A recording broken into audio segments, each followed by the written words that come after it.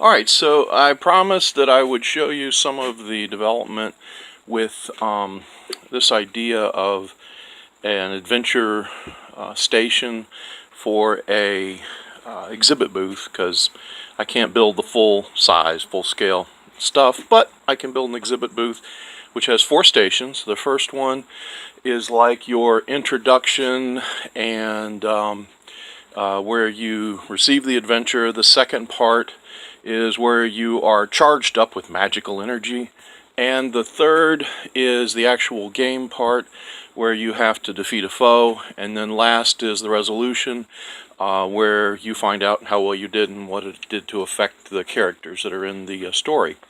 There'll be 3 stories, one for kids, one for teens, which has a little more gore and violence, and then one for adults, which is problem solving and some logic stuff.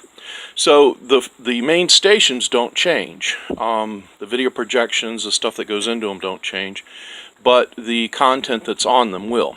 So I've built the first station, which is basically a magic mirror. The room and all the other stuff will be like a medieval castle, so that stuff has to be built yet, but that'll surround the 4 stations for this exhibit booth.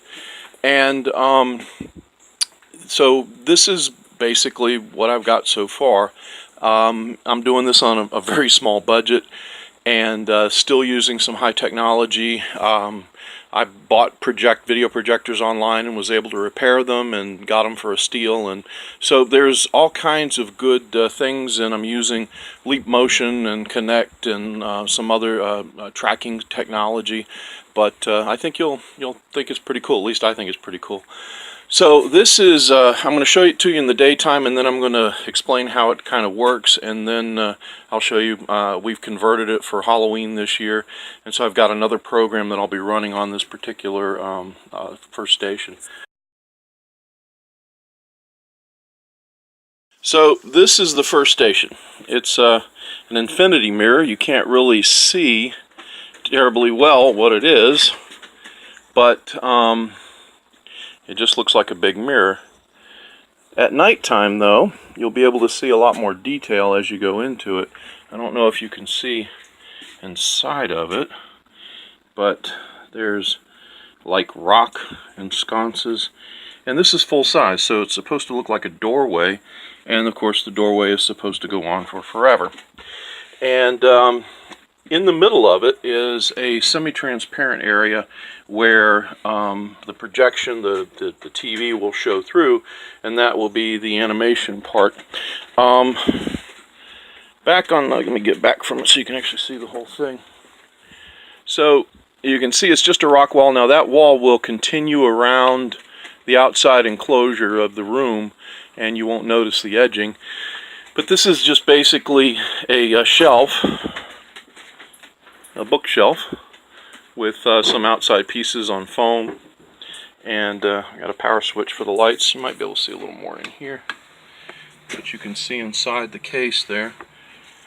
And then the video projection will go right in here. I don't have enough money to buy a large flat panel TV, which would be mounted to the back of this, so I had to do some Craigslisting and came up with some free projection TVs, and I went through a bunch of them until I found one that worked and I could use for this purpose. So the TV then becomes, that whole screen area is what shows through this, I don't know if you can see this cutout window, and that's where the software will play on. And the TV's monstrous. I mean, the new flat panels, if I was to do this with like a 50-inch LCD panel, it'd be a whole lot smaller. So I had to mount this TV vertically just to be able to get it to fit into this area, but it's all lined up. It works. I actually, when I was mounting this board, it has a mirror in it, a reflective mirror for the little video projector in there, and I put a screw right through it, but it was the only place I could mount it. These were never designed to be mounted this way or hung on a wall or anything.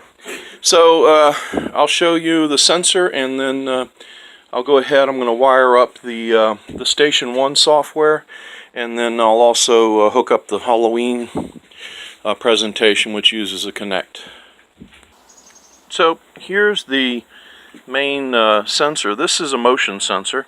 So the idea is that whenever this part detects infrared movement, it triggers off a signal to the computer and then begins the particular software presentation.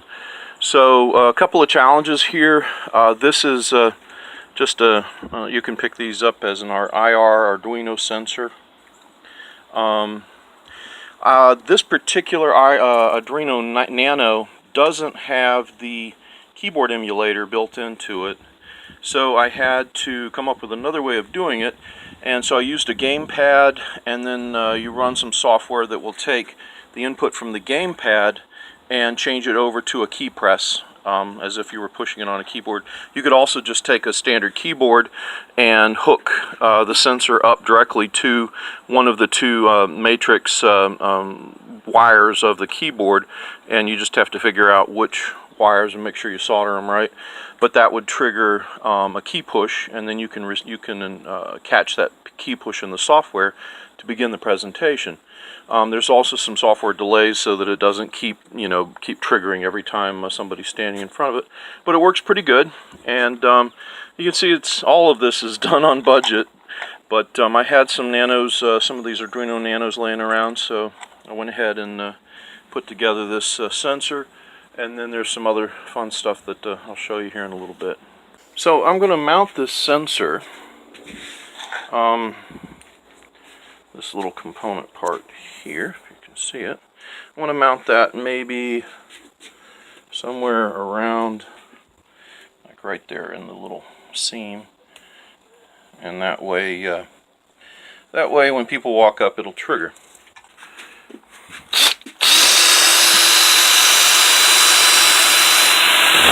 Alright, I had to remove quite a bit more material than I wanted, but now I think I've got the hole big enough to be able to fit the sensor wire through, and then I can plug the sensor into it. Okay, it's rolling. Well, it's supposed to take a short amount of time. It ended up taking a lot amount of time. There's the Xbox, and in regular light you can't see that because it's infrared, but it shows up in this. You can't see the thing behind the screen, but I'll show you that once it gets dark out. The sensor's triggering just like it's supposed to, and I've got it running off of my laptop, and everything's hooked up, wired, the TV, I've got the Connect up there. The first one that I set up was the Halloween for Station 1, just so that there you can kind of see that it's working there. But I couldn't get the sensor to work with the computer for Station 1. The webcam wasn't recognizing properly, so I've got to go back and revisit that, figure out why it's not working. But the Halloween system is working fine, and I'll show it to you tonight, and you get a first-hand preview. And if you want to come see it, drop me an IM, and I can set it up for you so you can try out the haunted mirror. Talk to you later.